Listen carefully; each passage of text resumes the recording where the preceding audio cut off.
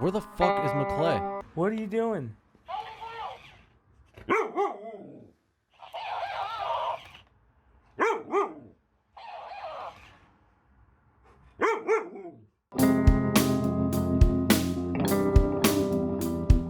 I don't know, but I just like doing this because it makes me feel official. We're doing something professional now. It's very cool. All right, sweet. Awesome. No, I want it. All right, waiting. Let's see, we should be going sound check. Okay. Ready? Action. Awesome. This is the Bogcast, episode 60. We are brought to you by Bang Salon. Come get all your hair needs, including cuts, natural colors, vivid colors, extensions, shampoo and stylings, all under one roof at Bang Salon. Find and message Bang Salon on Instagram at Bang Salon, at BANGDSALON. Use promo code Bogcast for 20% off your first visit. So come on down and get banged by Jordan. But if you really try to bang her, I'll fucking kill you. Cool. Whew! We want to say, everybody check out Spotify. Subscribe to us on there. Subscribe to us on YouTube. Subscribe to us on iTunes. Write a comment. Like the video. We appreciate it. Awesome. We have are we doing good there? Yep, we're doing great. We have a very special guest today on the Bogcast. He is literally part of one of my top 3 favorite bands of all time, one of my top 3 favorite albums of all time. Agreed. Something that came at a time in my life that when I really needed it, and it really inspired me and influenced me. He also, which was Far and Water Solutions, and also he and recently been playing under solely under OneLineDrawing, NewEndOriginal, Gratitude, and now under Jonah Matranga. So how you doing, man? Really, really well. Happy to be here. This is amazing. Thank you so much. We really appreciate you taking the time to come out and talk to us, man, and hang out. We got a billion questions. We're probably not even. Awesome. I got to say real quick that Yeah. I am a very, I'm like a big burly guy that sometimes I might look like, but I might cry like a little baby here today. Good. Because I'm going to come out and say it. Like Keith said, you came into our lives at a very influential part of our lives. And it was a big moment. And not to sound weird or anything, you're going to hear a lot of this type of stuff. Good. And I could get very emotional when I talk about that part of my life. So. All right, well, calm down. please do, because that's what life is for, and that's what music's for. And the 2 things that come to mind hearing y'all say this, I mean, one, just honestly, to be, on the wall there, like next to Stephen Wright. So this has been on every episode, by the way. I didn't just put this up for you. Like, this has always been here. That's the way it felt, and I always love seeing things I've done in the context of other things people love. So it's really sweet to see that. And to your big burly guy thing, and a lot of dudes have come up to me over the years and said similar things, and I feel so. I don't think a lot about my effect on people. I think about just doing what I love and then whatever happens. And it's really nice to hear from men that what I've done has helped them maybe see heavy music differently, see themselves differently as men, just get a little bit more vulnerable and tender, because that as dudes, we're so trained to be these stoic, tough dicks. Totally. And it kind of ruins the world. And so it's real nice to talk to men who otherwise, we love metal, we love heavy shit, we do all these other things that might be considered like sort of tough or whatever it is, but we don't need to be that way. We can actually be full human beings and do crazy shit and do whatever we want to do. And so I love that. And finally, my favorite thing about sticking around as long as I have, this 25 years I've been doing this for a living now, and it's really neat to see people who started coming to shows I was doing when you guys must have been in teenage. Oh, yeah. That's exactly what it was. Right? 18, 19 and years now old. I get to see people having grown up, and not only do I get to see in your voices, in your eyes, sort of the effect that the music has had, but you're doing cool shit with your life. Yeah. And it just feels really good to have been any part of inspiring someone to do anything else.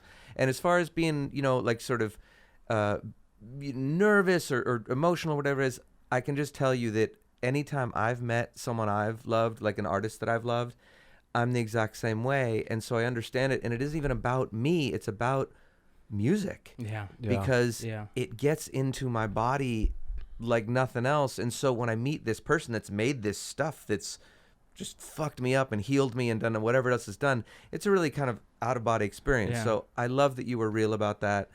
And yeah, I'm even happier here now than I was before. It's fun. Can I say something real quick? Oh, yeah. Yeah. If you probably ask any guy here or any of our friends, they'll probably tell you that I play out songs, one song all the time, and I've probably played out every single one of your songs over and over again. I love that so much. I have to say that because, like, being in a band with Keith for so many years, Yeah. you know, you and Far and everything that you have done, Yeah. has made me the musician that I am. I love being an that. influence. I'm so happy to hear that, man. Well, to go back what you're saying earlier, Yeah, what's funny is yeah. he introduced me to you guys, but it was actually all at this show right here, which is crazy. I don't know if you remember this show. We had no idea yeah, who you guys, so sure. who you guys were at Absolutely. this time, but this is the Absolutely. greatest show of all time in my opinion, because Yeah. unfortunately we didn't get to hear you guys play, but we discovered you guys that night in a sense. Sure, yeah. But the Deftones played secretly Yep, this night. yep. Max Cavalera before they were Soulfly played this Yep. night. Woolhaven did too, right? Yeah, Woolhaven played this Yeah. night. So it's funny what you're saying about the heavy music stuff, because at that time I was only into heavy shit. Yeah. Right. Like I was into Sepultura. Exactly. So I'll never forget the first time he showed me. The very first song I ever heard was "I Like It," and Yeah. just that first riff, and just the song would kick in, and we would just hit rewind over and over, and we're just like, "What the fuck is this?" And that album got me out of the heavy music. I wasn't always just into heavy music. I was Right, into everything, right, but there was sure. a phase. And you know how heavy music, it's like if it's not heavy, it's not cool kind Absolutely. of thing. So Yeah. it was, you guys were really that band that got me out of the heavy shit too, Yeah. at the same, and opened up my eyes to all kinds of other music. Well, not only that, what Jonah said about having to feel like a human, like it's okay to have emotions. It's Right. okay to It's to actually be good. human. It's Yeah. better for you. Yeah. And that's exactly the same thing. Like being in high school at a certain age, and especially if you're like kind of a bigger guy and you walk around like, you're a Right, tough guy, right, and right, we're right, taught to think right. that way, right? Yeah. And I remember, this is going to sound crazy, but I tell everybody this, like Far really made me realize that in a certain path, that good music is good music no matter what it is. That's right. Yeah. And more importantly, it kind of brought me to that emotional side of me. Right. And it, music really hits memories. Yes. You hear a certain Oh, yeah. song, There's and nothing brings like you it. back, brings you back yeah. to a Like time. it, yeah. And nothing that like time it. in our lives was, it was the best time of our lives. There were some really dark times because of the drugs, Fuck yeah. but there was some really good times, the best times of my life. because of the drugs. But Yeah. because But that's exactly it. Oh, shit, I because just of the lost my drugs headphones, too. Yeah. Oompa. Can you plug my headphones back in? That's Yeah. number 3. Yeah. So There you go. The You're good. really and that flood of emotion that I get. There's certain bands that I hear, obviously Far and OneLineDrawing, because at that time, we'll get into this, but the way OneLineDrawing hit me was like that kick it into overdrive for Yep. me. You know what I mean? Yep. Like, so Well, let's yeah. start it from I wanted to start it from the very beginning, if it's cool. Like, I was wondering, what inspired you to pick up the guitar and write songs in the first place? Was it a certain band, or was it your mom and dad, or your neighborhood friends, or? Yeah, I don't exactly know, in the sense that I picked up a guitar around the same time a lot of kids pick up a guitar, and a lot of my friends picked up a guitar, and there was a drum set in my buddy's basement, so we'd go down there and play. And then it just, when music sort of turned into a hobby or sort of dropped out for other people, it just kept being the most compelling thing for me. It was never a plan of like, I didn't experience myself as being, certainly I wasn't even as good as a lot of my friends at music, but I just loved it so much. And what's especially interesting and beautiful about being any part of, anyone, but men in particular, because we're so fucked up in so many Yeah. ways. So it's been such a cool part of helping men process feelings in a healthy way, because I think the reason I was so stuck to music had everything to do with it. I had a lot going on in my head. My dad wasn't around. My mom was kind of fucking nuts, and we were just kind of getting through life. We were super poor until I was 9 or 10, and then just kind of like struggling, doing our thing.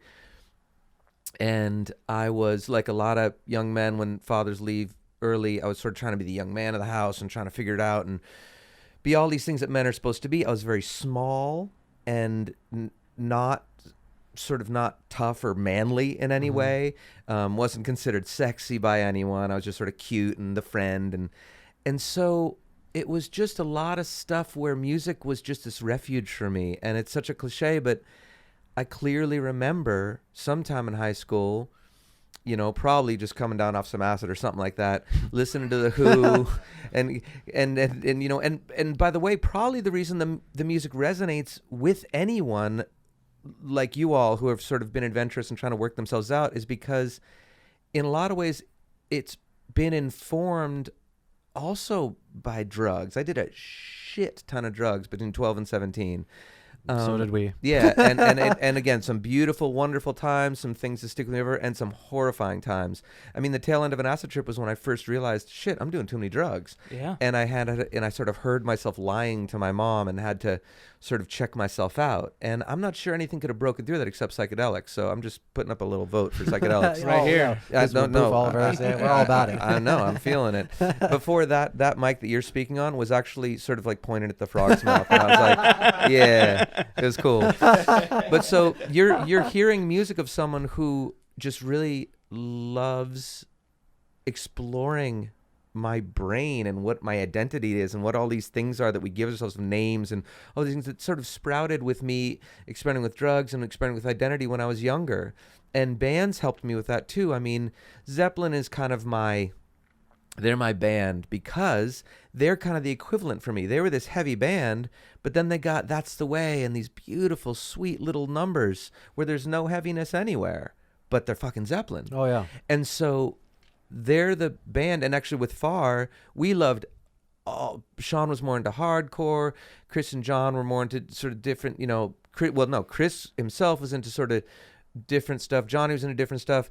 I was into different stuff. We were all kind of... That's what makes a great band, though, is when everyone's into different stuff, and then they bring that element totally. And it creates an original sound. It creates a really shitty band. But yes, yeah. And we've made our share of shitty music, too. But it was never not ambitious. It was never not trying to be something. And Zeppelin was the band we could all agree on because Zeppelin had a little something for everybody. Yes. Yeah. And so anyway...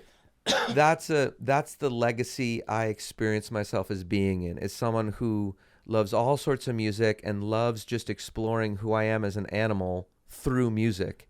And so when you ask sort of where that began, I think it really didn't have that much to do with playing the guitar per se, except for the fact that music is just so evocative.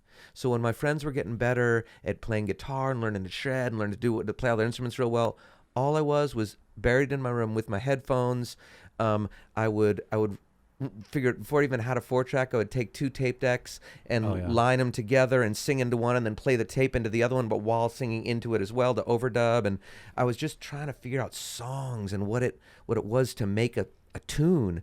And it's still the thing I'm the most in love with, is just being in my room, a little idea coming to me, and just sorting it out. So I really think that's all I've ever been chasing, is that beautiful high, as it were, of where the fuck does an idea come from? Yeah. And what can I do with that? And then the sharing it with people is secondary, but it's also super, super important. There's this, I think of it as concentric circles, where the circle in the middle is just the idea. I just love the idea. I love music. I love a song. And then right outside of that is sharing it with people. And I just think of myself as a little 5-year-old who just did a drawing and I'm just showing it to my parents. Like, look what I made. Yeah. Like, that's all I'm ever doing in the world, is just, look what I made. Isn't this neat? Like, do you want to make something?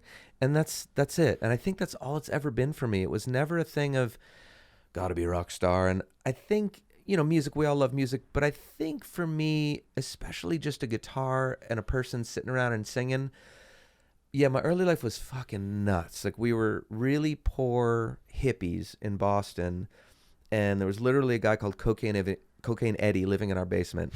And you know, just some crazy times, and like a lot of squalor and a lot of nutsness. And, you know, my dad had weed growing in the backyard, and we'd drive to Mexico and he'd smuggle it back in the tires of the VW bus. Like, it was the whole thing. It was the whole thing. All the good, all the bad, you know. Yep. Neither of my parents did music at all. They loved it, but they didn't sing or anything like that. But when they would have people over, all the dudes would come around with their guitars and sing songs. And I was tiny. I mean, we're talking like 0 to 3.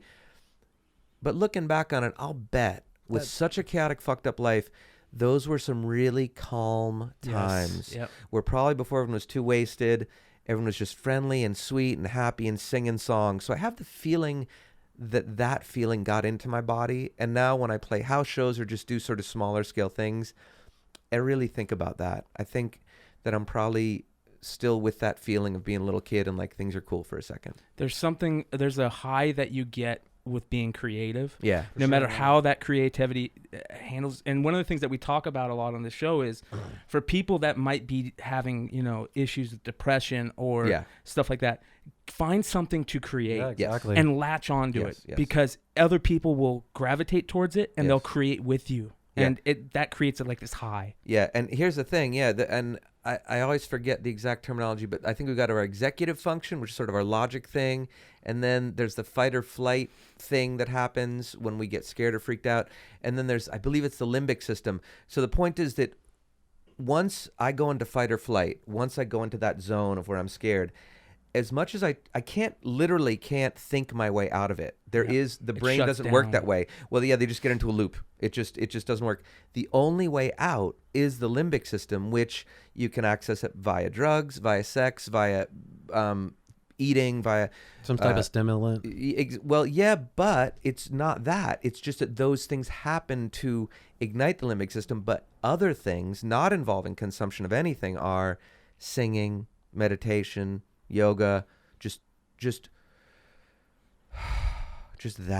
taking a fucking breath and letting it go. That is the only way out of depression, of anxiety, of circular panicky thinking. It's the only way out that doesn't involve consuming something. Yes. For sure. And so music also it's an incredibly self-soothing thing for me. I'm happy to share it with people. I'm insanely happy that it's been my living, and first and foremost, it's been a remarkable healing tool for me to process really heavy, sad shit that I don't even know how to talk about, and to celebrate really amazing, wonderful feelings. It's been everything for me. And again, it could have been a lot of things, but music is what found me, and I'm just super happy it did. Yeah, for sure. Very cool. I know you moved from, I'm assuming, Boston to California in about 87. Yep. And you didn't form Far till 91. Were you in any other bands or writing songs at that point? I was in shitty college bands, and I was always doing solo stuff though. The first thing I ever put out was in college, was a little cassette, and I remember I gave it out to some friends and maybe sold it at the open mic and on campus or something. And some kid came up to me on his way into school one day and just said, "Hey, I was listening to your tunes on the way to school. They were really great." Just some simple compliment. But what hit me was, oh shit, someone can be experiencing my music and I don't have to be there. Yeah. And they can have it in their lives while I'm not there, and it can be a companion for them. And it's funny that it took that for me to connect it, because of course I was doing that with other people's music. But when I made a cassette and someone else had it when I wasn't around, and they could listen to it while they were eating or fucking or sad or happy or whatever they were doing, it was so exciting to me. And that is the thing about sharing it that I love as well, is that the music gets to be there when I'm not. It gets to be in lives and help people through the way music has helped me through. And it's just the fucking best. Does that guy know that he So did that's that? what I was doing. Yeah. I mean, so that kind of pushed you to take songwriting more seriously, didn't it? Well, I was already in love with the writing part.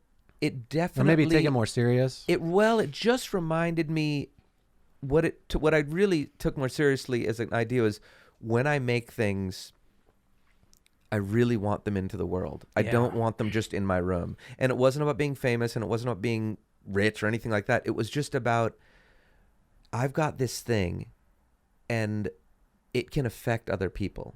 And again, I don't need to be there for it. And there was something very powerful. So that's why I love releasing music in whatever way. I just love that it can be in people's lives the way music has been in my life. It just feels like being part of this really long, sweet legacy of whatever music is. Yeah. So that's what was going on in school, is me sorting that out. And then getting out of college, I wasn't even dead set on being a musician or anything. I was thinking of being a teacher. I was just sort of doing a lot of things. but I thought, if I'm gonna leap, then I better do it now, because it just felt like life kind of could get going. And So what'd you do? Like see a flyer for the guys? Were they looking for Nah, a singer, so, or how did that happen? I mean, it was so I was in LA and they were in Sacramento, but Malcolm, the first bassist in Far, I don't think he was going to UC Santa Cruz, but he had friends there. So I was visiting friends in Santa Cruz. He was visiting friends in Santa Cruz. Turned out to be the same people. And so I ended up talking to Malcolm. He said that he was in this rock band that was looking for a singer that wasn't a typical rock singer. And I was looking for a rock band, a heavy band, who was interested in not just playing kind of like one-dimensional heavy music. So I basically went up and slept on Malcolm's floor in the summer of '91. And I'd taken a semester off, so I wasn't even going to graduate till the end of the year, but came up in the summer, hung out with Far. We made our first demo. Just sort of felt each other out kind of thing. You didn't have to audition or anything? Not really. I kind of auditioned via tape. I mean, I got Malcolm's blessing from singing around him and playing and stuff, but then I just gave him a tape. Yeah. And he took it to Sacramento, and they listened, and I didn't really know what they thought of it. It was some really not what they were doing shit, some really quiet stuff, some really poppy stuff. And I called Sean at one point when we were just kind of talking, just kind of checking each other out.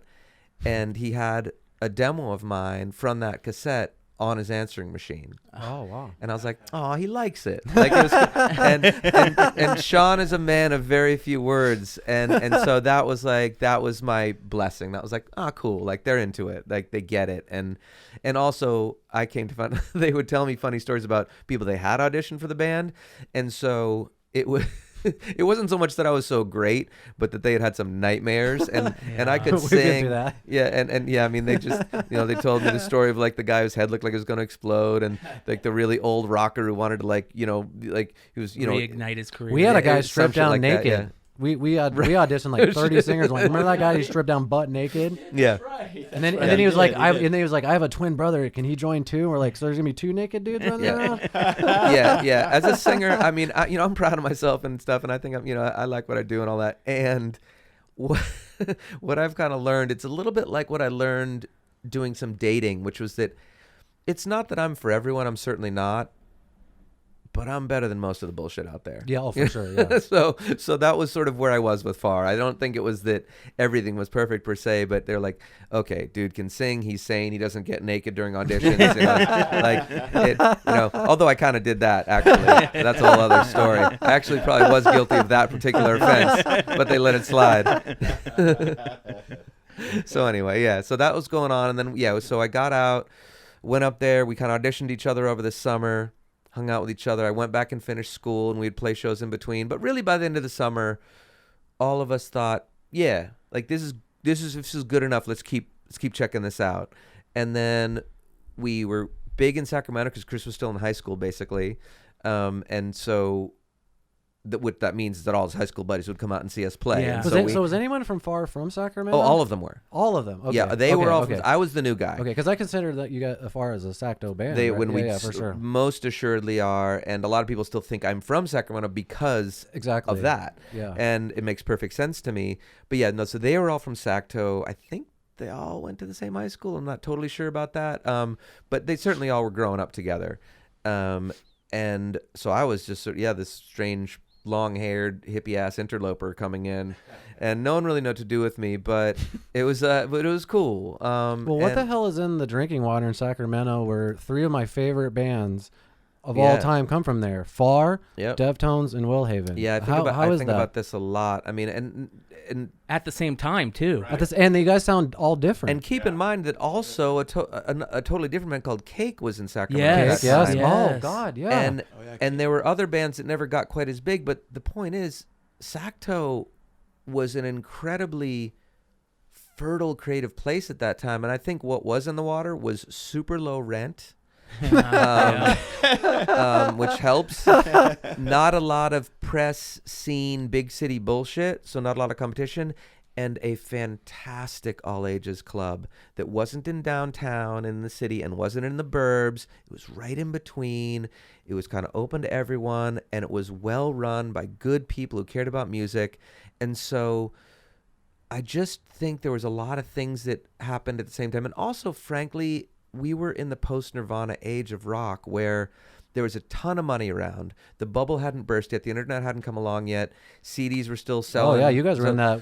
So the music time, industry was basically vastly overfunded, and we were the beneficiaries of that when we got signed, and why bands were getting signed and getting a shot. I mean, Deftones, Woolhaven, us, Cake, very different bands, all of us. And none of us right down the middle, easy artists in any way. And it was just an exciting time, I think, in music that way. There was a lot of cross-pollination between scenes at that time, which was perfect for me. Yeah, that's a big deal, right? Yeah, Because so Sacto was really like that. Sacto was a real epitome of that. It wasn't, you didn't have to fucking hustle too hard. There wasn't a lot of pressure. You didn't have to make it or not. So we got a chance to kind of suck in silence, and really grow as a band and not be forced into the spotlight too fast. So I think that's what was going on in Sacto. And I've thought about that a ton because it really was a special time. And I think it was partly where rock and roll was at that time and the music industry was at that time, and partly where Sacramento was. Because between Seattle and San Francisco, for instance, there's nothing in between there except Sacramento. Well, to me, Pretty Sacramento much. is the next Portland. Seattle. There's Seattle, Portland. Oh, Portland. And then there's a 12-hour drive to essentially to Sacramento. yeah, before Northern California is way vast, and you Yeah, don't it's realize it until you go through it. Exactly right. And so a lot of people don't realize this, is that there was just nothing above or to the east of Sacramento either. Because after Sacto, there's Reno, sort of, but no offense to the Reno hardcore scene. But nope. Except for 7 seconds, because 7 seconds rules, and that's real. Anyway, but after that, there's Salt Lake. You got to drive a bunch of hours to Salt Lake, then Denver. I mean, it's just a very vast bunch of space around Sacto. So that also we had, Pearl Jam came through and they're called Mookie Blaylock. That's how I fell in love with them, was them coming before they even called. I love that name. And it was Mookie Blaylock opening for Alice in Chains at the same club we were Cattle playing. Club. Yeah, I was hoping you were going to name that club because that's a Oh big, no, there's no way I'm not. I mean, Jerry Perry, Linda Perry, that whole family, Eric Bianchi, Dennis Yutt, like these people were my family. Were just the mothers and fathers of this scene. Yeah, it's important to have somebody there to cultivate a scene also. They fed us. They paid us fairly. We would play these shows at the Cattle Club and pack it out, 500 kids or whatever, and walk away with $2,500, which, again, my rent was $140 at that time. So $2,500 would fund us trying to go up to the Northwest and go out to Salt Lake, where we would not make any fucking money, but we had this money from Sacto. So it was a really beautiful home base, and I really can't say enough about it. But Tool opened for us, at the Cattle Club. Oh, I didn't even know. Wow. Yeah. Holy That's shit. awesome. Right before Opiate had come out. Yeah, they're total fucking dicks, so fuck you, Tool. But I agree with you. I agree with you. God bless them, but whatever. But they taught me how not to be as an artist, actually. But that's the way it was, is that there were just these amazing shows happening, but it was all in this tiny little room. It was, we could pack 500 people in there, but after Great White killed everyone in that weird fire, the capacity went down to like 200 people, because that's really how many people should have been in there. Yeah. But so point is, tiny room. And yeah, you got fucking Nirvana and Tad and Soundgarden and Rage and Pearl Jam and Alice in Chains, and like sort of everyone was coming around. That's a fucking great time. And Music. they would all Holy be, my God. they Smashing Pumpkins, and it's also the transition of like those bands to the so newer, we like, got to Far open and all for you guys. them. That's crazy. Sometimes they opened for us, which was bizarre. But yeah, so us and Deftones would take turns headlining. So one of us would be second, one of us would be headlining. But I'd be playing an acoustic show with Cake one night, then a show with Deftones, and then, it was a really, really sweet time. Before we move on, Yeah. because we're talking about Deftones, give us a good cheese story. Okay. The best cheese story I know is he was dating this woman. I don't even think I knew that he was dating her, but she took a shine to me, and we were going to go out, and I sought Cheese blessing. I just sort of said, hey, like, I think you dated this woman or something like that. Like, you cool? He's like, yeah, go for it, man. Have fun. And so me and this woman went out, had our fun. And then and then for some whatever reason, Chi got like really. I don't think he thought. I don't know. We were gonna fuck or something like that. I'm not sure what he thought, but we did. And then he was really mad, but in this really Chi sort of wonderful way where he was furious, and I heard about it, and I think everyone was trying to be gossiping, like, "Oh man, she's kind of pissed, man." And I was like, "No, he's not." And I knew he wasn't, but it was funny. It was sort of the talk of the town for a hot minute.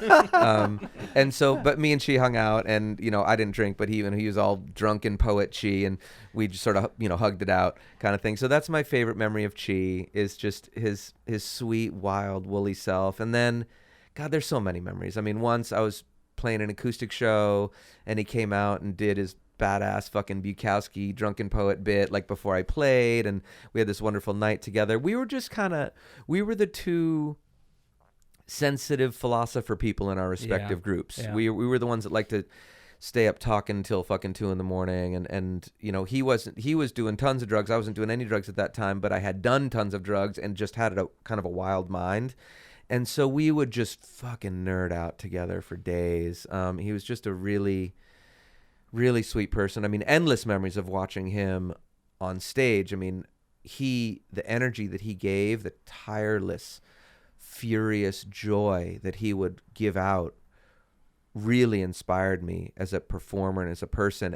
And there are times still when I'm tired or I'm not feeling it, I literally think of Chi shaking his fucking hair and his crazy ass teeth and screaming and sweating, and I just think, I've got a little more. I know I've got a little more energy in me because Chi would have. And so he's just it's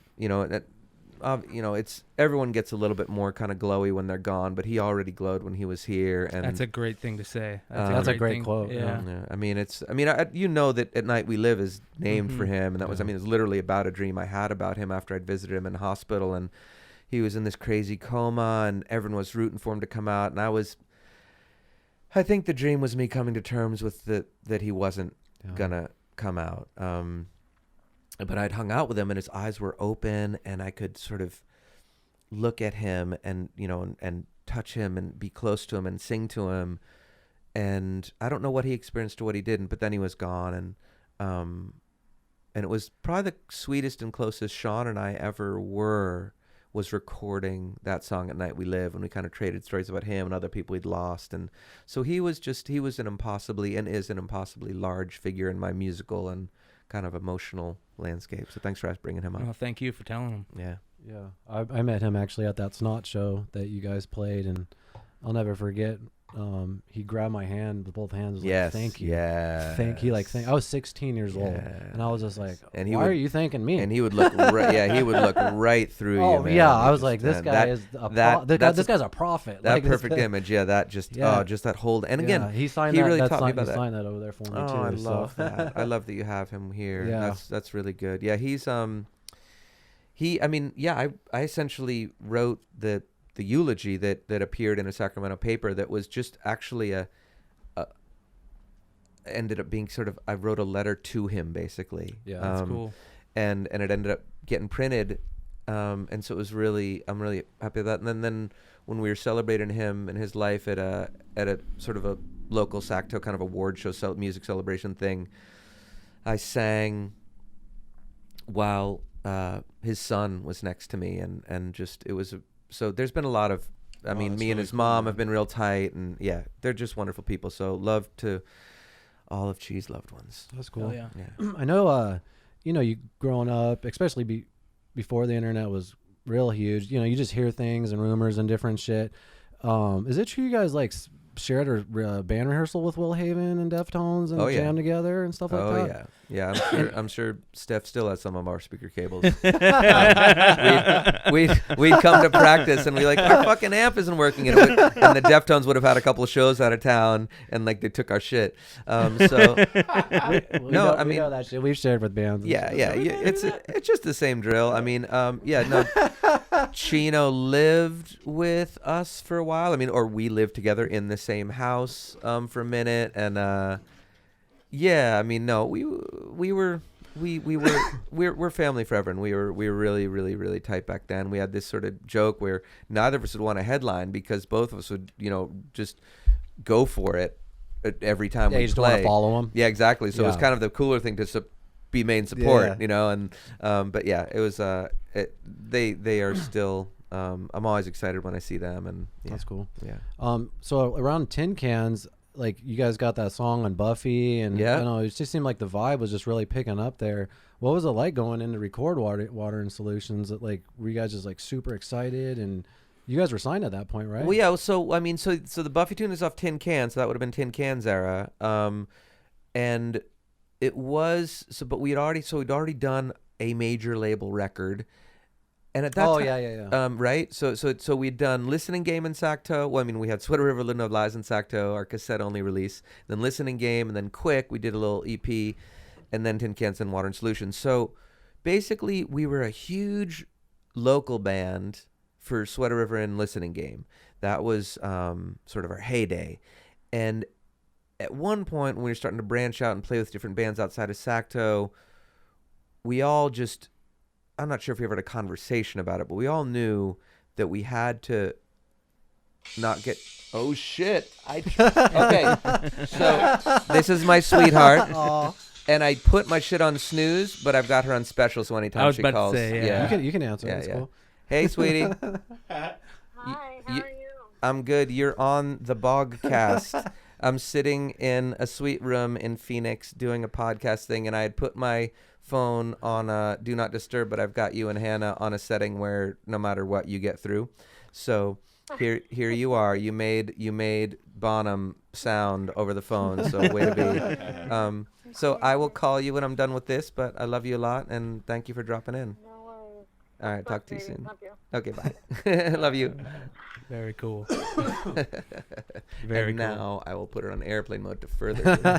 There were two people in the world that could have gotten through at that point, but that Oh, was it's cool. one. So Good that was timing. perfect. It's all good. Anyway, so so we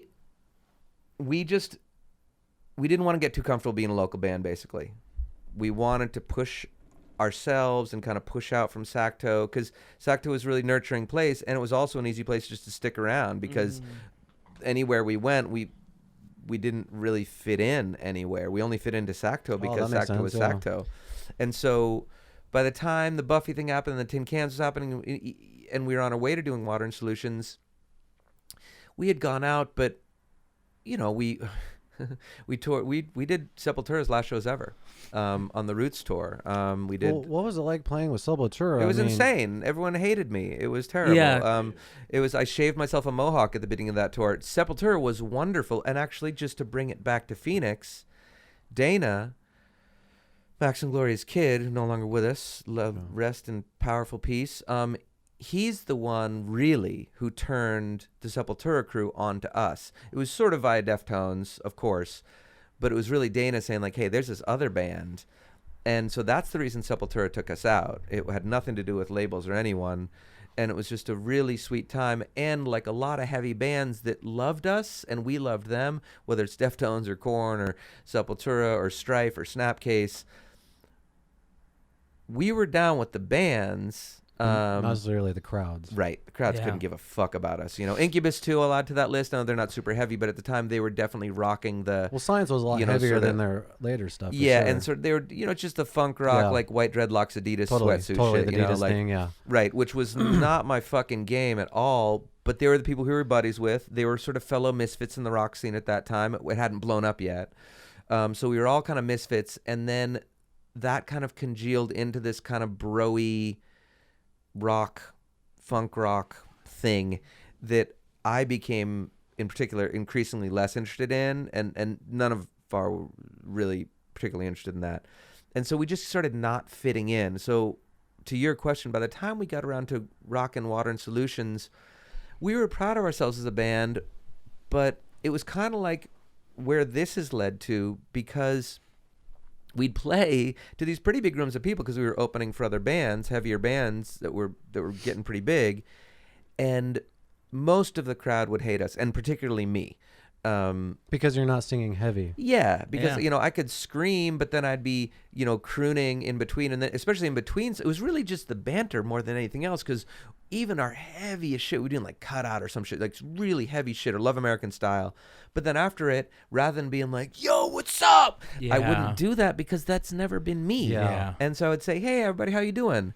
And at that time, You're too nice it's for the metal kids. it's hard to imagine now because sort of with emo and everything that came after and the way things have gone down, and even metal bands now are actually, there's much less pretense when For you sure. go and see, I don't know who's that fucking amazing mathy band. I'm not going to think of them, but there's a lot of heavy band, Mastodon, who I've seen now who they're totally chill between songs now. It's not, some metal bands still do the Well, they're talking in between. yeah, Oh, heavy, Cookie heavy Monster still- thing. Yeah. I mean, it's cool. Like, it's fun. But it was never me. It's anyone else do what they want to do. It was You just, should talk like that now. I should. Just while that- you're singing this. that is a good idea. People will be like, That's a "What good the idea. fuck?" No, I mean, so we were happy with ourselves. We liked the music we were making. And we were also aware that the world was not going to fall at our feet. We were just doing a kind of a misfit thing. And so what was happening was that there'd be a ton of people at the show. Most of them would hate us, but a few people would really love us. And so there's this sweet little family building, and we weren't selling shit for records, but we had more fan-made websites at that time than bands that were way bigger than us, because these really passionate, nerdy, misfit people Yep. exactly would be the ones at the heavy shows who would stick around. Yep. And that's how the family that became Far's rock family, and really has become my family ever since, and the land I've lived in has been the land of sweet, passionate, nerdy people who aren't really interested in sort of the bright lights and are more interested in the intimacy of it. And so that's where we were at as a band, and we were sort of figuring that out. And I think one of the reasons that Water and Solutions worked so well, and certainly the reason I love it so much, is that we had already tried the outside world out, and we weren't really, they weren't really enjoying it. So we were just like, let's just make the best fucking record we can. And the record almost didn't get made, honestly. I mean, our first record hadn't sold shit, and we didn't know what we were going to do. But basically, when I sent in some homemade demos of Waiting for Sunday and Mother Mary in particular, those caught, Mother Mary in particular caught people's attention. And so that's the only reason we even made that second record. But we were proud of all the shit we were writing. You know, we were all contributing. Chris was contributing, John was contributing, me and Sean were writing really well together. Egos were just really chilled because in a lot of ways the expectations were off because no one was waiting for us to blow up anymore. You guys weren't expecting anything. It No, was we just- were certainly, honestly, my kid was, growing up, and I was really interested in not abandoning her. And so I was like, yeah, let's keep going as long as this is fun. But none of us really had we all had our dreams and stuff, but we had kind of been through that already because we'd gotten the major label break and we'd gotten the thing of you release your first major label, what's going to happen? And nothing really happened.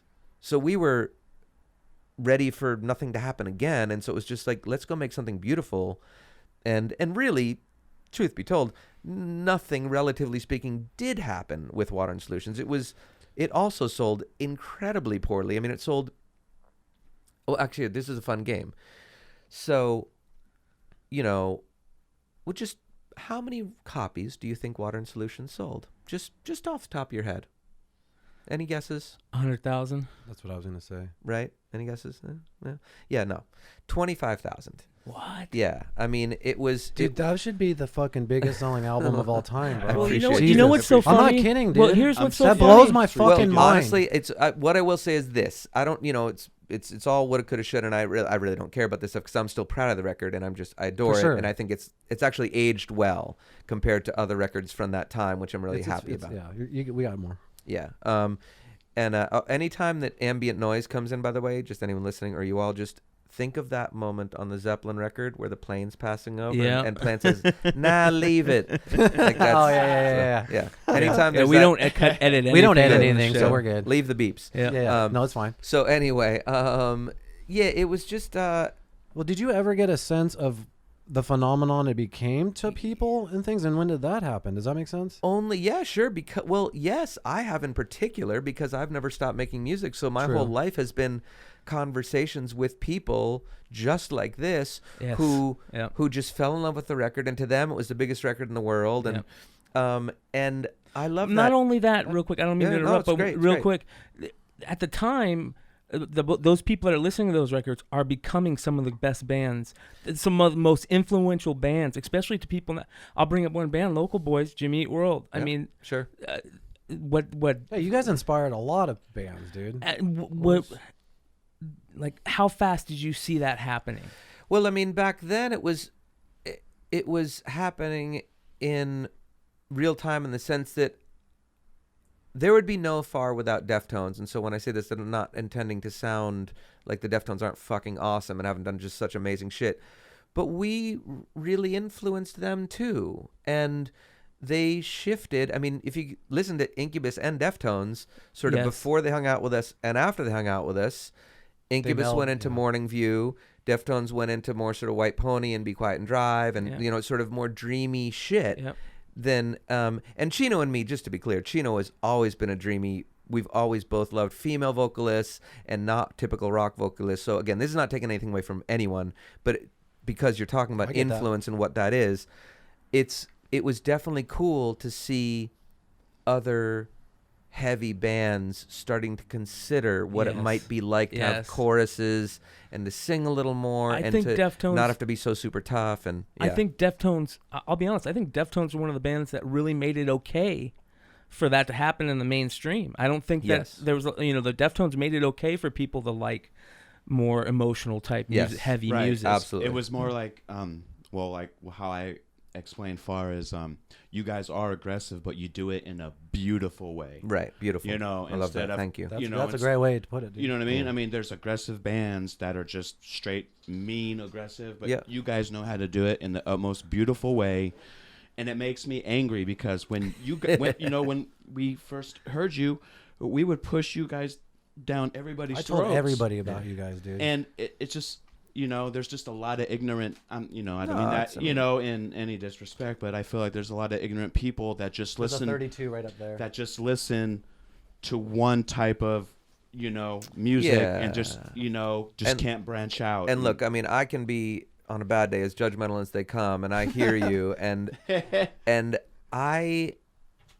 there's just complexity and capitalism don't go together super well. Yeah, totally. it It was in just- a weird it's so- time for so- music sales, and Radio. radio was still dominating. I mean, honestly, it was again, the post Nirvana, lots of money in the industry, and no one knew what the fuck was going to be big is the only reason we got signed. Period.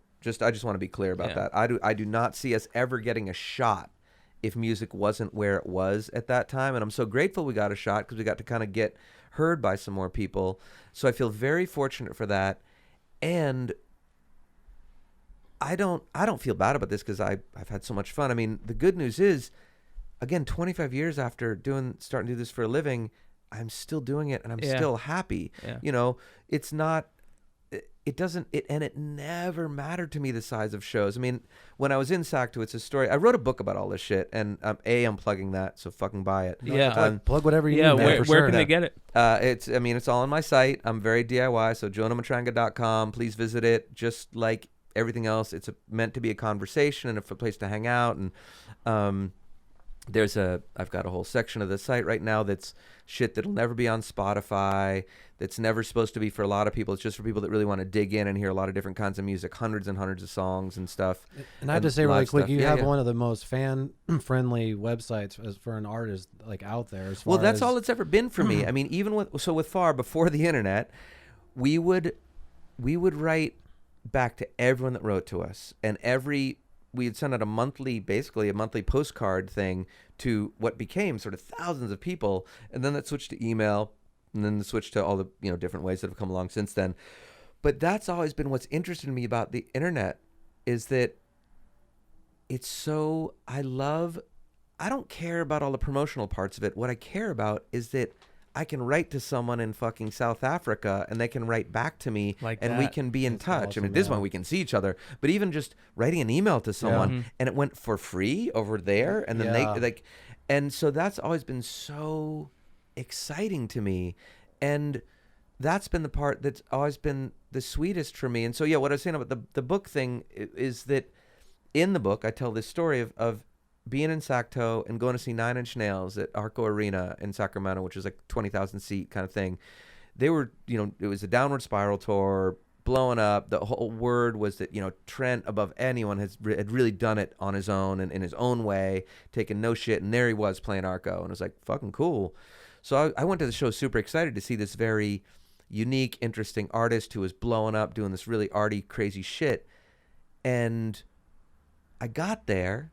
And I was really excited for the show, and I was kind of waiting for the lights to go down and looking around. And I just looked around, and all of a sudden I noticed there was just a bunch of ads around all the walls. And it just hit me that I'm sitting in a cement box named for an oil company, Yeah. surrounded by advertising. And this was the end of the rainbow? Like, Yeah. this was success? Like, this was the top of the mountain that this dude had worked so hard for? This independent, sort of do what he wants artist is still playing in a fucking oil company's cement box, I never even thought of it like propped up by that. ads. And yeah, it really, I still kept trying, but from that point forward, I was not nearly as attached to the idea of making it. What I wanted to do more than ever was make shit that felt good for me, Yeah. because the commercial end of it, it's fine, and I don't mean to bum anybody out, but it just, It takes artists there's no way on that large a scale to operate outside of the heavy forces of capitalism, where the fact is you are content to prop up advertisers. And I get it. I'm not unaware of how the world works. I just don't like being a part of that very Yeah. much. I would much rather be a part of hanging out with people in a Yeah. living room Yeah. and singing, or playing Yeah. in a venue that's small. And That takes the soul out of it a little bit. I you mean, know? well, it's funny though, because I've had some really transformative experiences at big shows, but Well- but there's something about me and my constitution that just, when the crowd gets too big, it just, something changes. That's all I know. Well, I'm not saying I it's was worse gonna or actually better. See if you could jam some songs. Do Mhm. you mind? Do you Fuck still want yeah. to play a couple songs? Sure, let's do it. Well, Let's do it. I was gonna wrap by like 5:30. I didn't know if Oh, what time is it? God. 5:20. Nah, let's keep going, man. All right. That's cool. I mean, yeah, I don't want to piss off Rebel too much. The place I'm playing tonight, that is Yeah. what I refer to You're as 10 Rebel. minutes away from it. There's so much I want to talk about. So much more things. Yes. Okay. Let's okay. We're gonna, maybe I'll just I'll just sing this one. This feels perfect. And we'll see how this goes. See how this happens. This feels like a perfect song to sing right now. See, these dreams will raise you up. Yeah, some kids wanna be rock stars, and some kids wanna be firemen. Yeah, but those dreams will mess you up if you're in it for the bright lights and the battle scars. It'll turn you into a liar, man.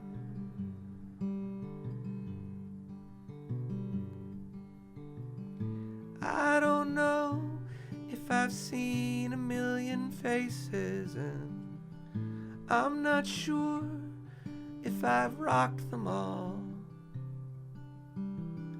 All I know is I've met a lot of people, I filled a lot of spaces, I've learned to jump and learned to take a fall.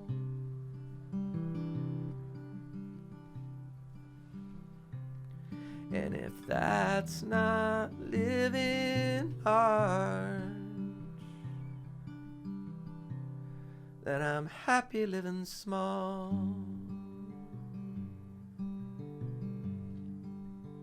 Now see, most of us when we go out looking, as we do, for all our lovers and our friends, yeah, we know it's not just supposed to be about what looks good.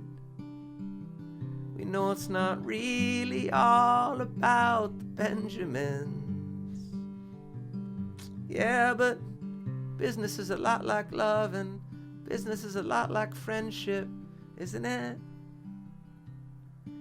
Well, either way, if you just go out looking for what's rich and hot, you'll end up with a piece of shit. It's true. So, I don't know if I'll ever make $1 million, yeah. Yeah, who knows? Maybe if I'd returned those calls. All I know is when I tune in, turn on and go out, it's not my radio, and it's not my TV show. It's damn sure not my rock and roll. It looks like one big fashion show as all these punk rock pimps and hoes selling this and selling those.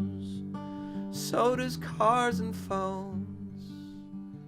Hello, hello, hello, hello. This channel isn't clear at all.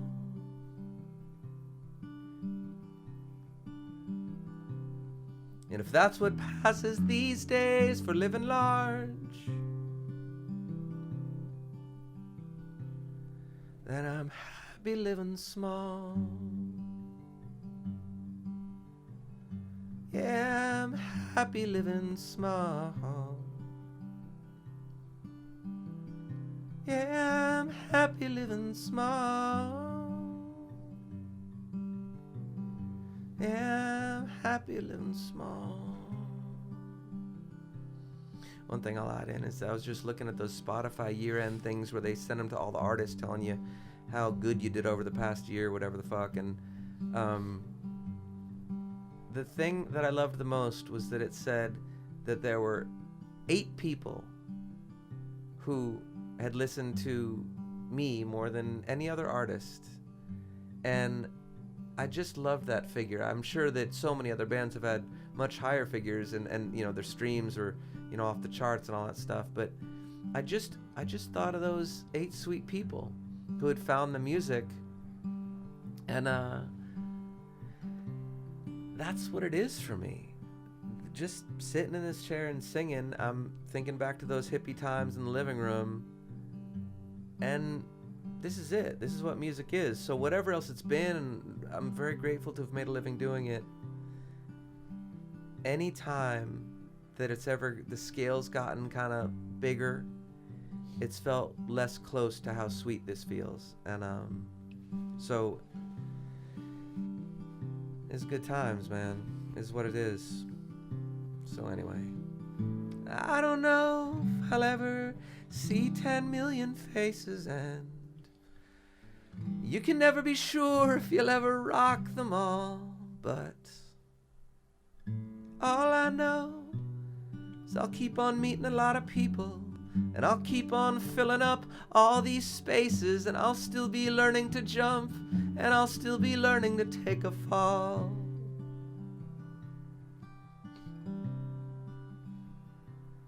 And if that's not living large,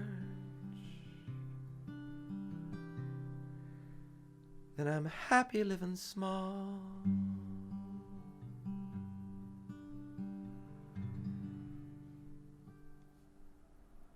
That's it. Sir. That's the best way I know how to say it. Oh, I'm shit. happy living small. That was beautiful, man. Thank you, brother. So I think this all started Thanks, when you were man. talking about, yeah, thank you. It was the Wow. best. Yeah, this all started somewhere around the water and solutions question. And so we went out, we made water and solutions. I love it. And I remember seeing Chevelle open for Filter a few years after we'd split up.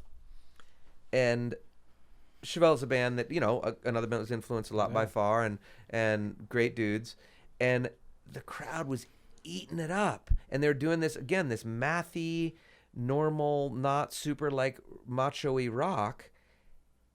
But 3 years after we'd broken up, people got it. Yeah.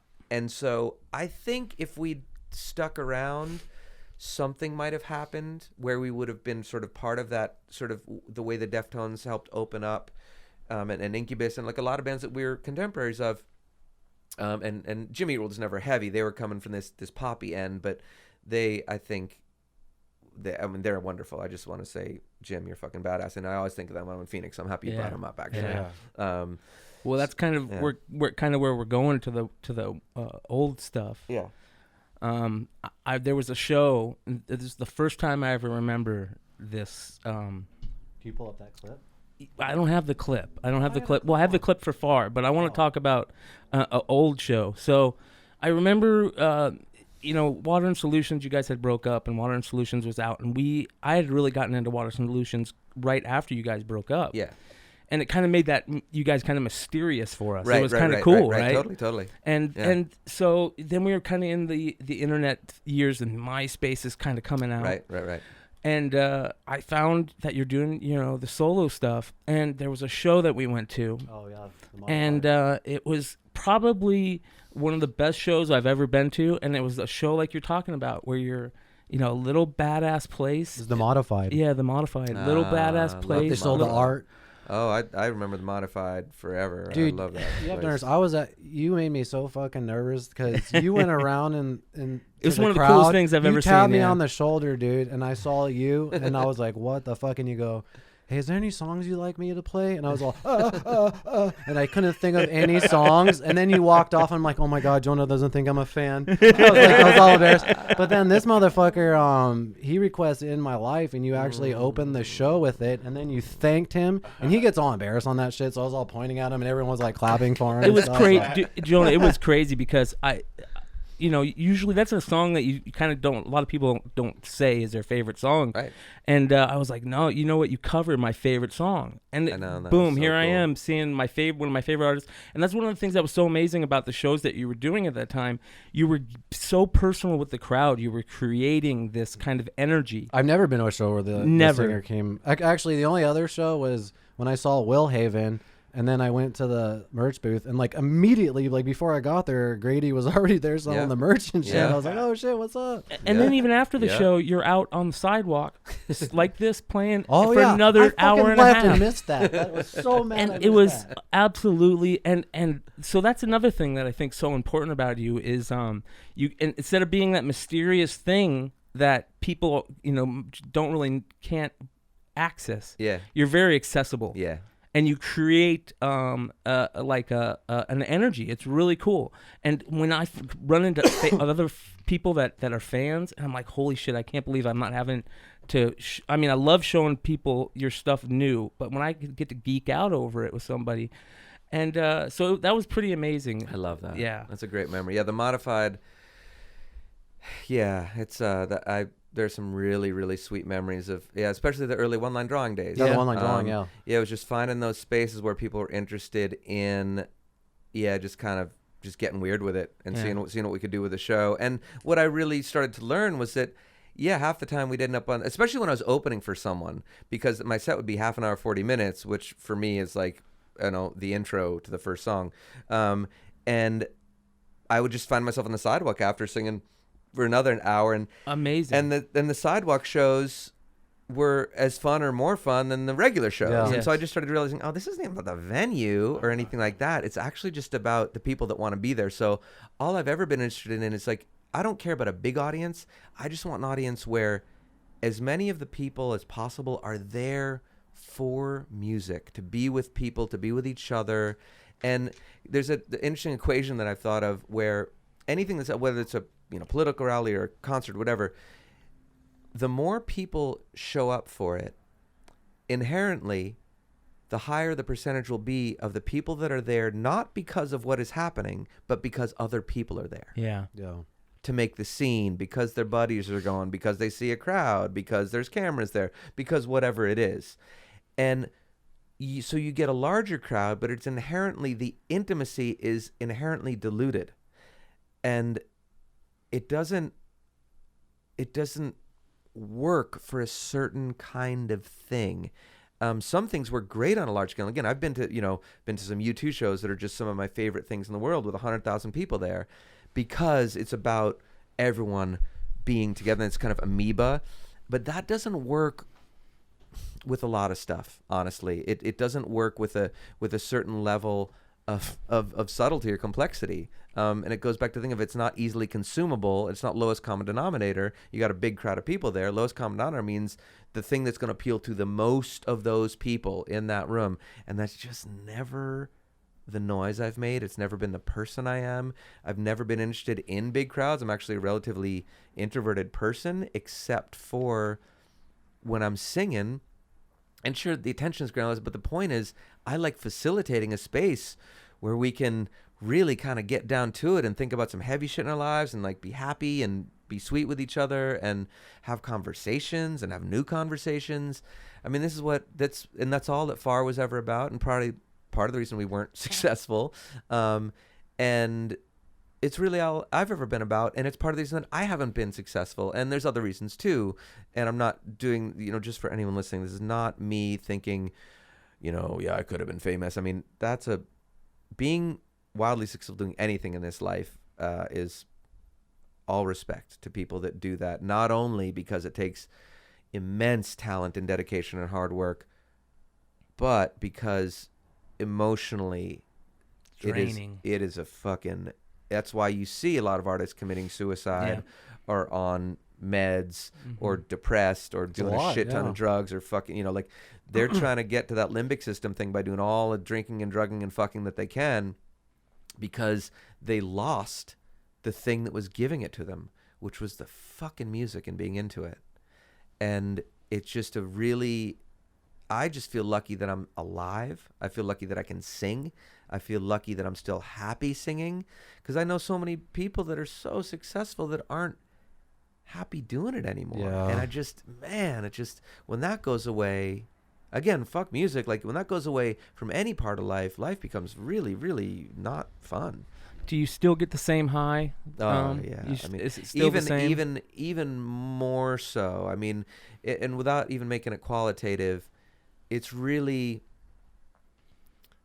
I would say, especially in these last few years of writing the book, and we celebrated the 20th anniversary of Water and Solutions last year, and to look back at those songs and think back about all the things we're thinking about now, and writing this story, this big story of how the fuck the whole thing happened. It allowed me a lot of time to reflect, and I'm not a particularly nostalgic person. I sort of like whatever's next. But it was real fun to sit with my life and sit with the arc of it. And I swear, the last couple years have been so full of, and this is on microphones, but this is the same conversation I'm having with a lot of people, which is people that have been really affected by this stuff I've been doing for 25 years and that I've been a part of, with other people. And it's just so immensely rewarding to just feel grateful that my body still works and my voice still works. And every time a singer, any artist of course, but singers especially, because I can really relate to that sort of like all the attention on you kind of thing. So when Chris took his own life, when Chester took his own life, I mean, I've wrestled with some pretty significant depression and thoughts in my head over the years. And when I see people go like that, I just think, I'm so fucking lucky that I wasn't more successful, because I think that might have been me. Yeah. Can I go down? Like in Kurt, we don't need, fuck Lane. Can I go down kind of a little bit of a dark path? Not too dark, but a little dark. You talked about Chester, and we have a lot of local ties with Chester here, and we kind of hold Chester up in a kind of high regard here in Phoenix, right? So my question about that is, if you met him or people that have had that problem, do you notice it? And is it something that is like, you think that they're going to go down that road? I mean, has it ever been that bad where somebody you totally can just tell? Well, I mean, everything's always easy with 20/20 hindsight. And I never knew Chester in any real way to have any sense of that either way. And I never knew Chris that way, and I never Kurt that way. Just like anybody. Yeah. But I'm just sort of thinking of them in particular, and singers in particular. I mean, my friend Bree, she took her own life a few years back, and basically no. I think the thing about actual suicide, I think when the thoughts are that dark, a friend of mine called Casey took his life about 10 or 15 years ago now. Fuck. And my friend Alan, who was his like real best friend, was so fucking mad at him. He was mad at Casey for leaving, you know, and he was saying, I don't understand. I don't fucking understand. And I said, exactly. You don't understand. We do not know what was going through that dude's head. I think when it's a level of depression where it can be talked about, is easier, but I have to think that people that take their own lives, the conversations in their heads must be just too much to speak to people. And so I learned to put on, you know, a brave face for people and have my game face on. And yeah, that's what it's like default. Does your music, is that kind of something that keeps you from going that route too? I think ideally it does. Absolutely it does. I mean, like I was talking about the limbic system thing, and I really hope I'm getting that system right. People that are biologists, let me know. But whatever that system is that I'm talking about, that music accesses, yes, it is hugely soothing, and that is one reason where I think. But again, there's the somatic part of music and the actual feeling of singing and feeling of the notes and all this stuff, and that is beautiful, and there's no discounting that. And then there's also the emotional connection to it and creating it. And I think when the innocence of being 14 in the basement and playing with your buddies gets lost, I think music doesn't have much left to give. When that innocence is gone, I think it's a pretty long fall. And so when someone is making their life doing this, when they're playing 200-300 shows a year, as one does, being, you know, in a successful entity, I think that can get lost.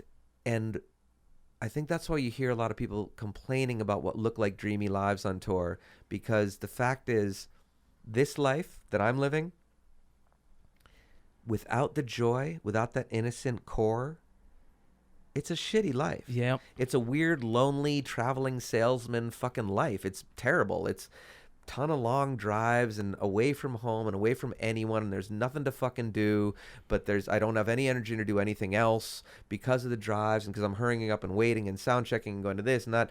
And again, this is all on a small scale. When I've even had a taste of larger scale shit where there's people with money around giving me money and wanting me to go do this promo spot or that, you know, meet this guy, they're putting you on, I mean, it's just endless. And so when I think of Kurt, Chester, Chris, I mean, these are people fucking mountaintop, you know, Lane, and that level of intensity, I mean, most artists are kind of weird, fragile fucking creatures anyway. That's why we start being artists. So then when that person has people around them that are seriously recognized, as to your point, people that are close, yes, anyone that's real close, they've seen people in their dark place, whether they're fucking wasted or they're just talking crazy shit or hiding in their room for 3 days or whatever the fuck is happening. The people closest to them, in one way or another, know. Yeah. And I'm not mad at those dudes for going away. Of course not. Yeah. I wish they would have thought it through a little more.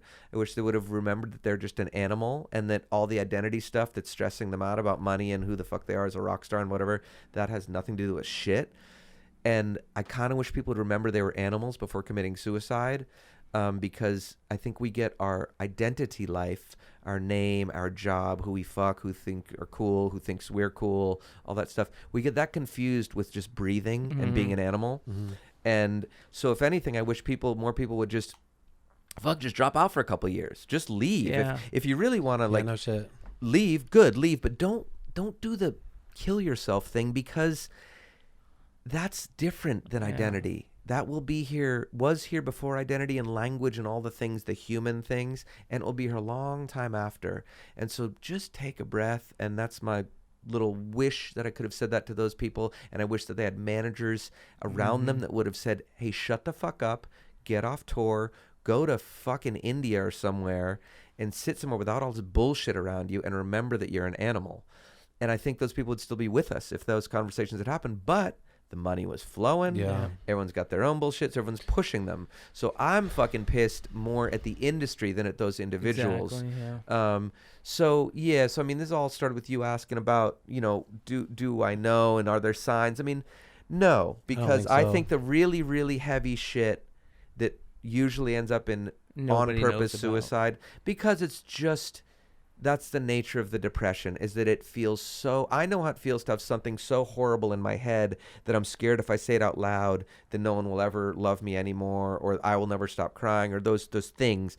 And I've learned, because I feel so lucky about this, and because it has never been that fucking dark apparently for me, that once I say it out loud to someone safe, it feels a lot less big. Yep. And I'm able to get through that day and then the next and then the next and One the step next. at a time. But yeah, but the people that go, I have to think that their demons were just that much bigger. Whether maybe they had trauma in their lives, whether it's abuse of some sort or whatever. I mean, there's heavy fucking trauma that goes into all this shit.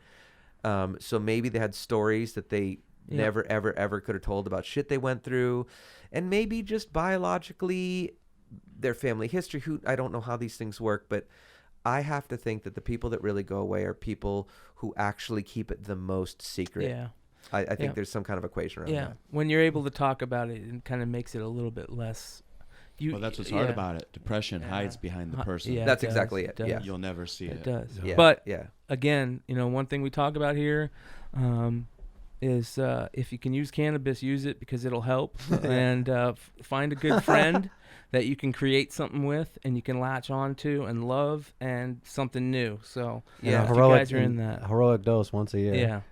Yeah. No, I mean, absolutely. Microdosing is really nice. Microdosing, yes. It's really sweet. And psychedelics, I think the world of. There's a great book that's not mine that I'm also going to plug called How to Change Your Mind that just came out about sort of the history of psychedelics, and they are a therapeutic tool. Be careful. Do them in good settings with trusted people. Yes. And weed is definitely a sweeter and more mellow companion. And one thing I'll say about weed, so I did a fucking ton of drugs till I was 17, then was like on probation and ready to go to juvie, and saw my dad drinking himself to death, and I thought, maybe this isn't for me.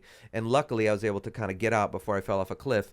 And then for 20 years I was stone cold sober and able to examine life without anything and sort of check it out in that way. And so as a grown-up, I've come back to smoking a little bit of weed and doing some psychedelics once in a while. I never went back to drinking or coke or any opiates or anything like that. They were never interesting to me after I took some time off. And so if you're stuck in a cycle like that, I suggest taking some time off and seeing if it's still interesting after a year. Yeah. Amen. And with weed, I did weed and psychedelics because they're a little bit more expansive and sort of about value-driven drugs. Yeah, nice. That's a beautiful term. And the one thing I'll say about weed is that it's a sneaky little buddy, and I'm kind of experiencing this somewhere.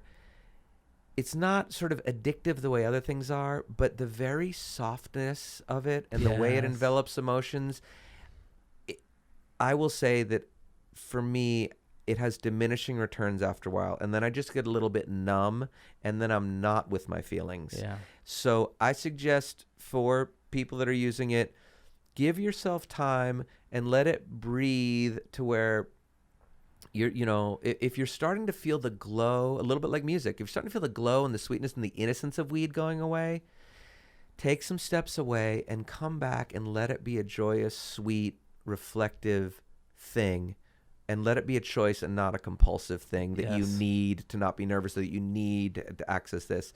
Because anytime you start getting any substance, I don't care if it's a fucking Twinkie or a blowjob or weed, anytime I start relying on something to achieve this peace, it's a slippery slope. Yes. So I'm with you though. In moderation. Well, Everything in more moderation. like meditation and yoga is Absolutely. I would suggest, And the fact is, though, that those practices as well, exercise, meditation, exercise for sure. yoga, those are healthy things. And there's plenty of people. I think our world is so strung out on exercise. Yeah. We have these fucking gyms and CrossFit and this shit of like, rah! And I think depression hides under that shit just as much as anything else. Yeah. And, exercise, it's exercise, it's not drugs. But the compulsion can still be there, the reliance on this thing. Ultimately, we have to live with ourselves. I have to fucking live with myself. I have to go to bed at night. I have to wake up in the morning. And that shit, if I'm always relying on caffeine or nicotine or cannabis or fucking psilocybin or, again, sex, food, exercise, meditation. I mean, I love meditating, and I'm pretty strict with myself. Like, I don't do it too much. I kind of microdose it. Yeah. And I keep it steady, and I keep it daily, and I just take a little time with myself. I think of it like being a kid. When we were little kids, we'd take naps. Yeah. We take naps because we got cranky. What happened to that? Yeah, I miss those. and now we don't fucking take naps. We just get cranky. Because we work our lives away. No, and well, The majority of us just work our lives away. Well, in the end, that's capital. We're back to capitalism for sure. And I will kind of like the same way I will shout out psilocybin and LSD and ayahuasca and psychedelics and THC and CBD and all that stuff. I'm into those things. I am not into caffeine or nicotine. I consider the nicotine's a really heavy one. I've watched my mom struggle with it forever. The way it fucks with your pleasure center is intense. It gives you these little hits that are really intense. And caffeine is a really, you talk about why there's no naps anymore. Yeah. Because right at the nap time now, we got to fucking 5 hour energy. Yeah, 5 5 hour energy, Yeah. Red Bull, Yeah. coffee. I think caffeine is the drug of anger and the Yeah. drug of impatience. Probably the number one addictive drug in the world. I think it's having a moment. That's for sure. With I sugar, think, you know? yeah, sugar, caffeine, nicotine. Those, I would say, if you're using a lot of those things, I'm gonna go ahead and be your mom and say, like, think it through.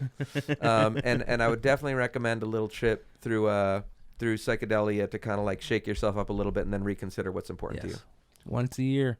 I want to be respectful of your time of the Red Bull Oh, I Lounge. know, and I don't want to stop. I could talk to you for 10 more hours. No, but, I know. We so- got to nowhere. Yeah. Is But there what- anything you want to plug real quick? Or I mean, I'll say the book. I'll say the website. Please join the community on my website. It's a place where there aren't bots and there aren't trolls and there's no ads and your conversations aren't being mined for data to make you a better consumer. It's just people hanging out and talking about music and listening to music.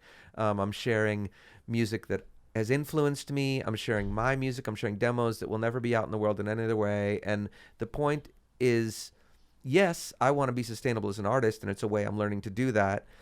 And it's also about having a quiet place away from all the noise of the internet and the world and just being together. So I'd love to see you there. I got a million fucking things that I'd love for you to do your holiday shopping for. But doesn't matter. None of that matters. What matters is just thanks for listening to all this bullshit.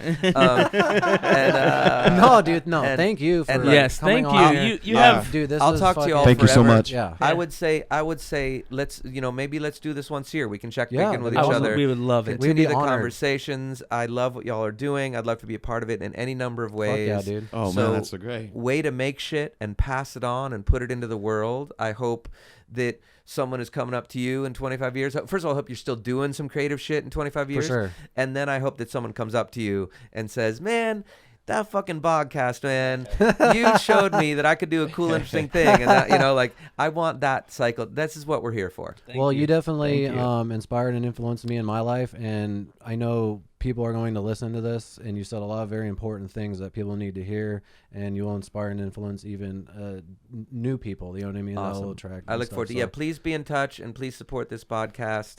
And my dream for you, I love, and by the way, I love, does bang? We gave you a Bang T-shirt, by the way. So Fuck yeah, absolutely done. Okay, wait, I have questions before we go. Okay. This, that, and the other thing. Uh-huh. Seinfeld reference. I'm not sure. That's my buddy's podcast in L.A. Okay, ask him. I'll ask I him. want to report back. Okay. I think that's about a very cute thing about Jerry and Elaine, but I just want to be clear about that before I give it credit. There's a banged logo. Yeah. What else am I asking for?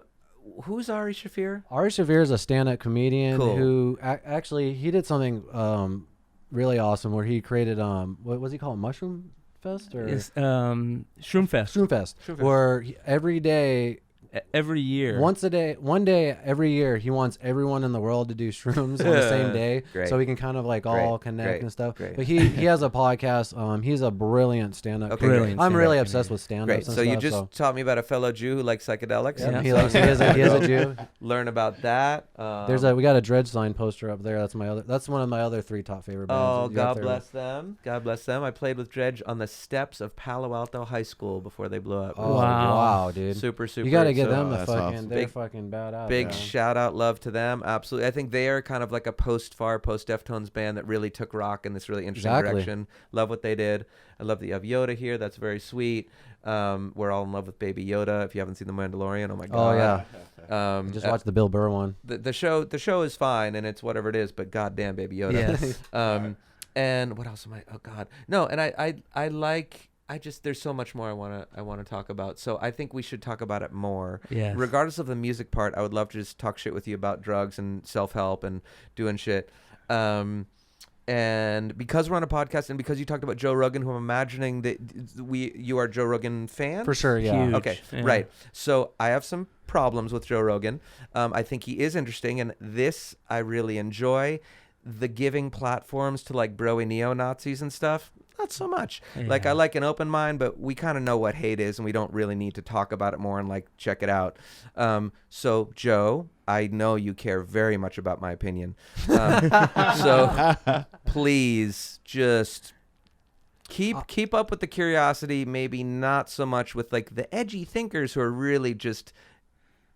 Like just sort of spewing the same patriarchal white supremacist shit that's been around for a while. So it's actually not new or adventurous or rebellious at all. I don't So- even know what's going on with that whole thing. I couldn't imagine how hard it would be to have to keep the amount of guests he's got coming in. Right. But It's yeah. again a scale. You're Scale. right. You're right. Once you get into scale, all of a sudden everything's going and the fucking machine's happening. Gotta have another guest. Ooh, this person's getting some traction. Yeah. It just I don't know how Well, it works. I like Rogan, but I'm more inspired by I don't know if you know Joey Diaz. He's another stand-up comedian. Cool. He's not as serious. I mean, he has serious guests on, but it's more comedic, more chill, Yeah. laid back. No, I'm just scared of what people call rebellious thought, and we're off on another tangent. I Yeah. know we have to stop. So let's come Well, back. I do and- have some lovely fellows out there that would just let's enjoy go meeting hang you. out. We're gonna go sing some songs. I wish everyone listening was there because that's really what this is about Yeah. and why this whole thing is happening. But point is, think adventurously and think about what you're thinking about and why you're attracted to it, because capitalism will sell you a lot of shit to keep you working and to keep you angry and to keep you scared. And a lot of that ends up looking like not liking people who behave differently than us. And I don't mean this thing that we're talking about, like would-be revolutionary, mostly white male thinkers.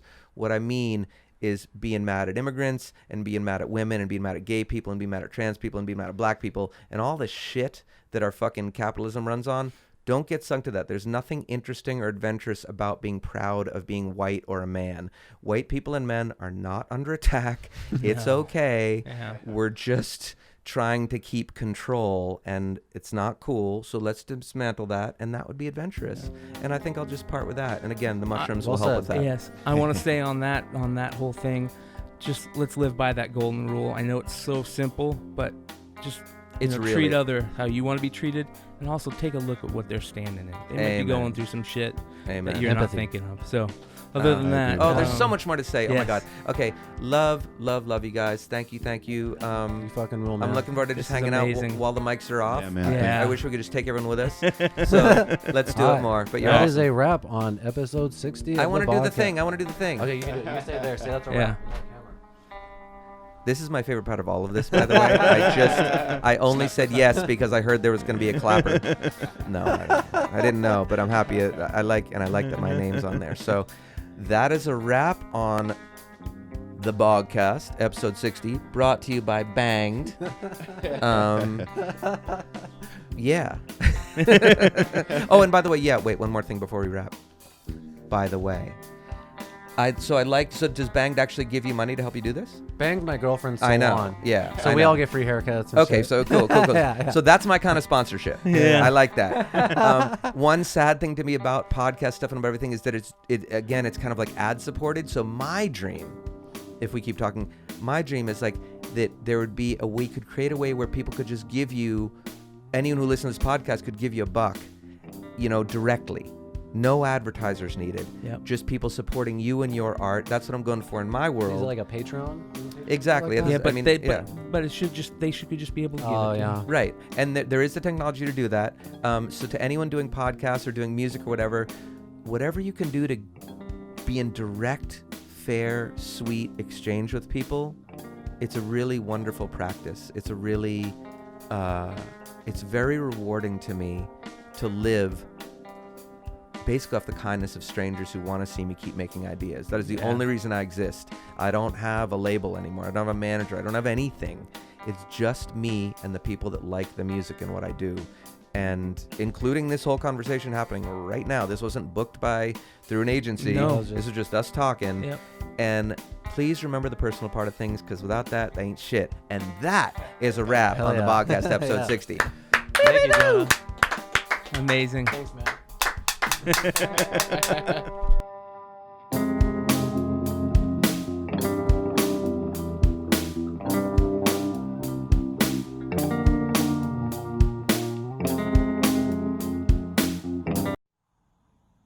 Bang.